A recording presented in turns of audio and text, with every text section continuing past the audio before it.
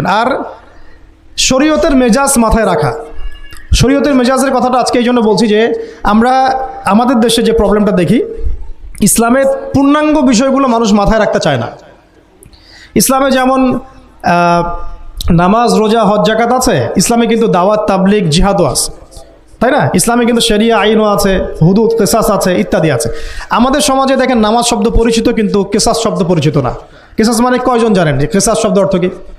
অনেকেই জানে না। কিন্তু কেসাস একটা কোরআনের একটা ফান্ডামেন্টাল বিধান যে কেউ যদি আপনার চুরি করে হাত কেটে ফেলতে হয়, কেউ যদি ব্যভিচার করে বেত্রাঘাত করতে হয়, বিবাহিত হলে রজম করতে হয়, কেউ যদি মোরতাদ হয় তারও মৃত্যুদণ্ড শাস্তি আছে, কেউ শাতেমে রাসূলকে গালি দিয়েছে তারও মৃত্যুদণ্ড আছে।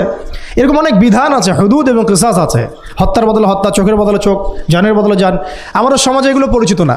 নামাজ পরিচিত কিন্তু, তাসবিহ তাহলিল পরিচিত, ঠিক আছে? এরকমই সমাজেও বহু বিবাহ এটা অপরিচিত।